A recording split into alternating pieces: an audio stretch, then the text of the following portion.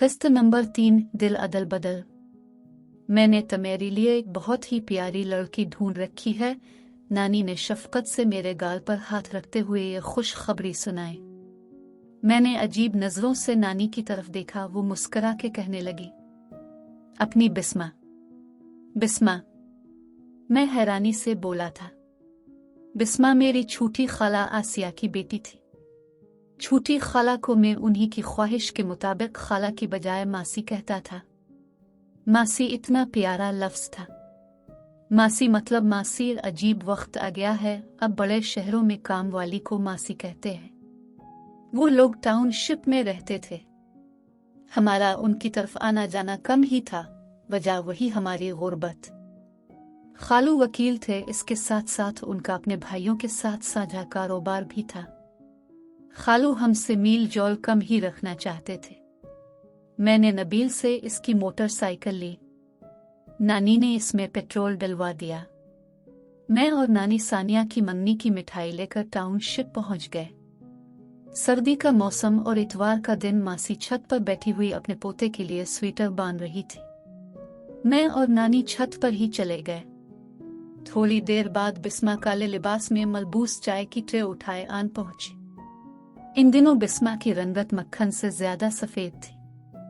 रोशन पेशानी, मोटी मोटी सुर्ख डोरों वाली आंखें, उजला चेहरा, लंबी गर्दन, चमकते दांत, सावन की काली रात की तरह काले सियागेसू। इस दौर में सारी रिश्तेदारी में बिस्मा जितनी कोई भी लड़की हुसैन न थी, बिस्मा जितनी हुसैन थी आतिन ही खुश अखलाक भी।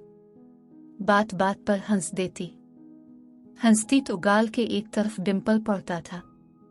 महरूज चाय। बिस्मा ने मेरे सामने चाय का कप रखते हुए कहा था। मैंने कप इसके हाथ से लेते हुए इसको गौर से देखा। वो भी मुझे गौर से देख रही थी। बिस्मा के गोरे मुखड़े पर छोटे छोटे सुर्ख कील महासे थे, जैसे अक्सर नौजवान लड़कियों के मुखड़े पर होते हैं। चाय खत्म करने के बाद नानी और मासी किसी मरीज की इयादत को चली गई। बिस्मा 4 भाइयों की इकलौती बहन थी। 2 बड़े और 2 छोटे। सबसे बड़ा अपने ससुराल गया हुआ था अपनी बेगम के साथ। इससे छोटा कतर में होता था और बिस्मा से छोटे वाले दोनों क्रिकेट मैच खेलने गए थे और खालू साहेब अपने दोस्तों की तरफ। नानी और मासी के जाने के बाद में और बिस्मा घर पर अकेले ही थे। 2 फुट की दूरी पर बिस्मा मेरे सामने कुर्सी पर बड़े एतमाद के साथ बैठी हुई थी।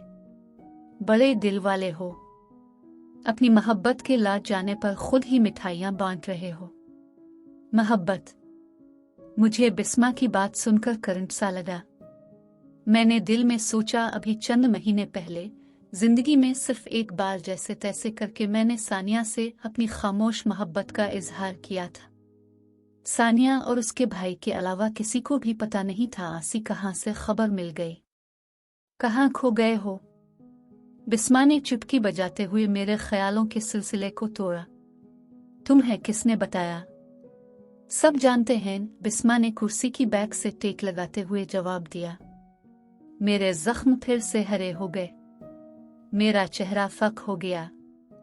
कोशिश के बावजूद भी मैं अपने माथे पर शिकस्त की शिकनों को आने से ना रोक सका। मेरी खामोश मोहब्बत बिस्मा से ढकी छपी ना रही थी। महरोज दफा करो सानिया को, इसे तुमसे कभी मोहब्बत थी ही नहीं। वो तो अक्सर तुम्हारा मजाक आड़ा करती थी और मुझे इस पर शदीद गुस्सा आता था। मैंने डबडबाती आंखों से बिस्मा की तरफ देखा। बिस्मा के राखन रोशन पर जानलेवा मुस्कुराहट थी। सच कह रही हूं भाई, बिस्मा के उनाबी होंठों पर फिर मुस्कुराहट बखर गई थी। मुझे इसके रवैये से यह तासुर मिल रहा था जैसे ये कोई बड़ी बात ना हो। वैसे एक बात है, आशिक तुम सच्चे हो, तुम्हें सानिया के अलावा कभी कोई नजर ही नहीं आया। कौन? किस की बात कर रही हो? जैसे ही मैंने खुरदरे लहजे में ये पूछा, बिस्मा की मौसीकियत से भरपूर आवाज आना बंद हो गई। वो कुछ सहम सी गई। वो जो चंद लम्हे पहले बड़े एतमाद से मेरे साथ तड़ाक पड़ाक बातें कर रही थी, इससे यकलख्त कोई सांप सूंघ गया। वो उठकर वहां से छत पर बने हुए इकलौते कमरे के अंदर चली गई और वहां खड़ी होकर तान झांक करने लगी। मैं शशोपंज में मुब्तला था। ये क्या माजरा है। मैं अपनी जगह से उठकर बिस्मा की तरफ बढ़ा। वो मेरी तरफ ही देख रही थी। जैसे ही मैं कमरे में उसके सामने जाकर खड़ा हुआ, उसने फुट से नजरें झुका लें।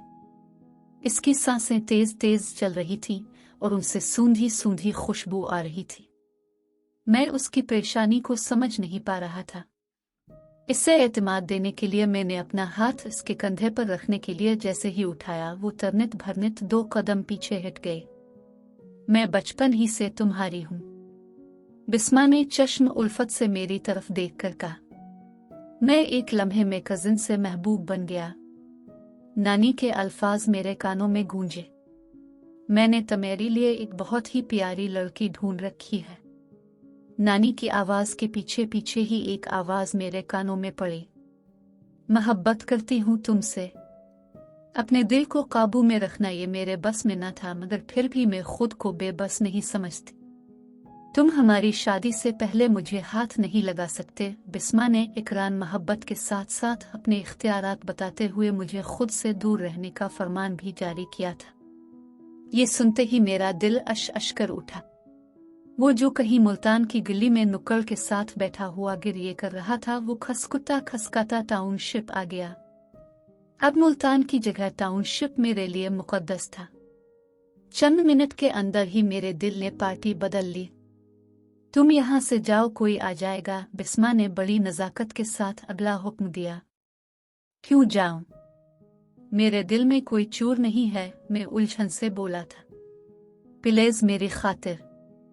किसी ने हम दोनों को कमरे में एक साथ देख लिया तो मैं बदनाम हो जाओ नूनूनागी। बिस्मा की आवाज में सच्चाई थी। मैंने नजर भर कर उसे देखा। वो वाकई किसी अप्सरा से कम ना थी। मैं कमरे से निकलने लगा तो बिस्मा के एक जुमले ने मेरे कदम रोक लिए।